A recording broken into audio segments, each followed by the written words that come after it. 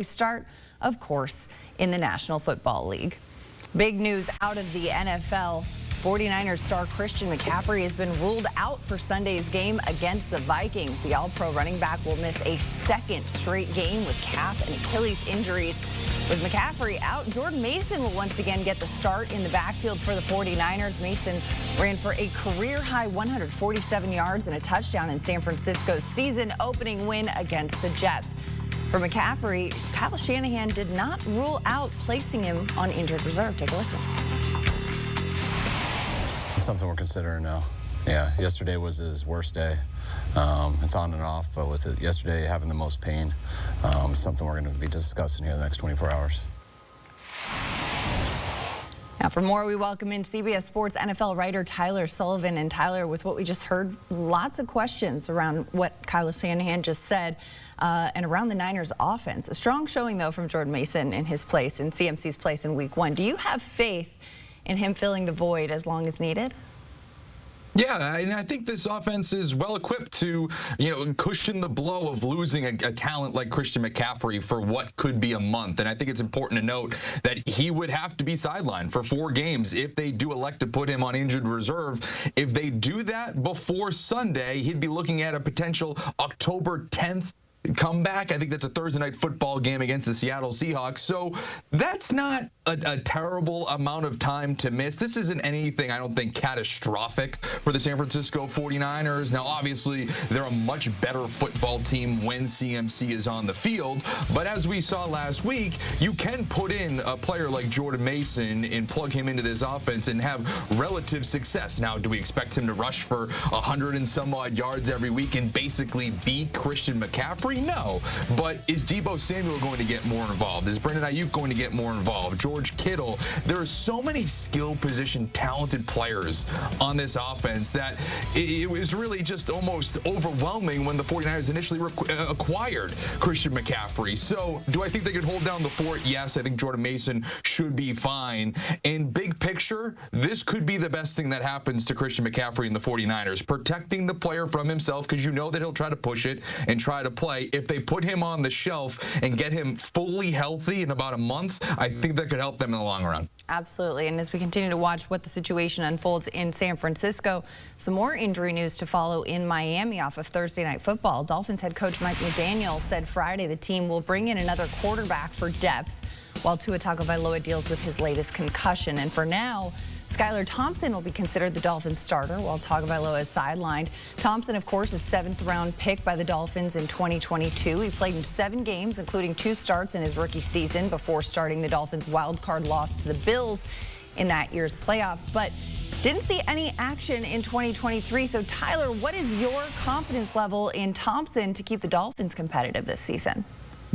Yeah, it's a little concerning. Obviously, a deflating blow for the entire organization seeing Tua go down like that. But looking beyond that, looking to the football team, you do have some pause as to what the ceiling could be with Skyler Thompson under center. But honestly, more importantly, what's the floor? Like, what does that look like with Skyler Thompson under center when it's not going well? Is he somebody that can help stabilize the offense, or is he someone that could maybe hurt the team in terms of turnovers, interceptions, things of that nature? You go back to that playoff game against Buffalo, and that's obviously the stiffest competition that he's faced thus far in his young career.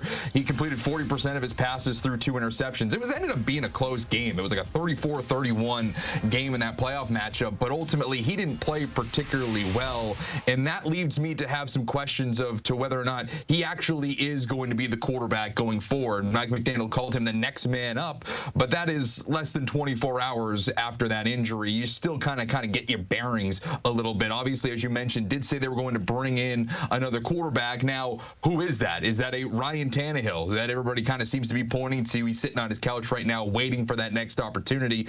Could be an interesting fit there as he returns possibly to Miami. But if you are Mike McDaniel, if you're the front office of the Dolphins, you should be looking at what can be a baseline to just simply get the ball in the hands of Tyreek Hill and Jalen Waddle, but also know what is the floor there? What could save you from possibly having this be kind of a lost season if Tua is out for an extended period of time? Absolutely. Now, staying in the AFC East, Jacoby Brissett and the Patriots offense, they only scored one touchdown in a 16-10 Week 1 win. And while Brissett remains the starter, New England is preparing for what's next there. Head coach Gerard Mayo said Friday that first-team reps are being shared between Brissett and his eventual successor Drake May in a 70-30 split in practice. And Mayo saying, quote, "It's not a secret. We have quarterback that's in the wings that needs to continue to develop." So, Tyler, do you agree with how the Patriots are approaching it with May?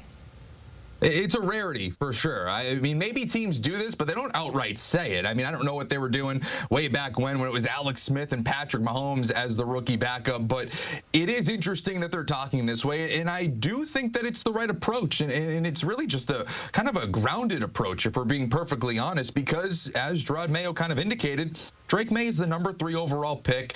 He is the franchise's future. Sure, you want to give your team on a week-in and week-out basis to win the football game on your next opponent. For the Patriots, it's Seattle Seahawks this week. But you also have to really know what your franchise's goal is. Is it to ultimately be a scrappy team in 2024? Sure, but it's also at the same time to be a potential playoff contender in 2025 and 2026. And to get to that goal, it is to give Drake May the best possible chance to develop as quickly and as efficiently as possible. So to give him 30% of the reps, it might hurt you a little bit now, but overall, I do think that it will help them in the long run whenever that moment does come that Drake May is starting over Jacoby Brissett. Right. It is a certainty that that will happen at some point. It seems the Patriots are not making any secret about how they are going about that as well. Now, the Chiefs and the Bengals, they face off Sunday this weekend in Week 2 at Arrowhead, but some significant injuries heading into the matchup. Chiefs wide receiver Marquise Brown had hoped to return to practice this week. Instead, he'll be sidelined for at least 4 games. Brown will have shoulder surgery on Monday to address the injury he suffered at the start of the preseason. And Hollywood Brown is headed to IR. Meanwhile, Bengals wide receiver T. Higgins, he's listed as doubtful for Sunday's matchup with a hamstring injury. That, combined with Joe Burrow handling a water bottle awkwardly enough to have social media and sports pundits worrying about his surgically repaired wrist. Now, for the record, Burrow says the wrist isn't affecting his throwing. He just has to flex it to keep it mobile. But the Bengals, they're the only AFC team to beat the Chiefs in the playoffs over the last 5 years.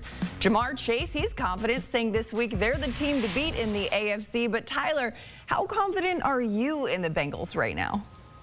Not very, because as you all mentioned, it's a little hairy there in Cincinnati. We don't necessarily know what this team is. Of course, when they are firing on all cylinders, they are the best matchup against the Kansas City Chiefs. We've seen that. Joe Burrow plays Patrick Mahomes better than any quarterback in the NFL, in my estimation. But we don't really know, or maybe we do, that he's not 100%. And this offense really isn't 100%. And yes, the mantra over the last few years is the Cincinnati Bengals take a little bit of time to kind of ease their way into seasons. You look at the splits with Joe Burrow in the first couple of weeks of the season as opposed to the rest of the way. They're not that great. But I almost throw those out. This is kind of different. This is a different situation than, oh, this team's simply starting off slow. He's dealing with an injury that's kind of rare in its nature for an NFL quarterback to have. And so when you have a quarterback that's dealing with those injuries and then not having his top-tier weapons, or at least one of them in T. Higgins, possibly for this game for the second week in a row, and Jamar Chase still dealing with contract negotiations, or at least, squabbles with the organization, it just feels like the vibes around the Cincinnati Bengals aren't particularly great. And meanwhile, on the flip side, I feel like the vibes with the Kansas City Chiefs are pretty much tremendous. I mean, you look at what Patrick Mahomes has this season. Of course, Hollywood Brown's not going to be there, but the addition of Xavier Worthy and the elevation in year 2 of Rashee Rice, I just think is going to be such a difference maker for them going into throughout 2024. You saw it in that Week 1 game against Baltimore with Worthy, 2 touchdowns, 1 on the ground, 1 receiving. It just feels like they're going to have so many dynamic weapons that they didn't have a year ago. And for this game in particular, I'm kind of still surprised that this line's still sitting around 6. I think that this could end up being a pretty big Chiefs win at Arrowhead. That'll be one to watch for sure. I can't believe it's only Week 2. So many storylines to continue to follow. CBS Sports NFL writer Tyler Sullivan, thanks so much for the insight. You can catch the Bengals and the Chiefs showdown Sunday, 4:25 p.m. Eastern on CBS. You can also stream your local game on Paramount Plus. Make sure to flip over to CBS Sports HQ for all your post-game analysis, sound, and highlights.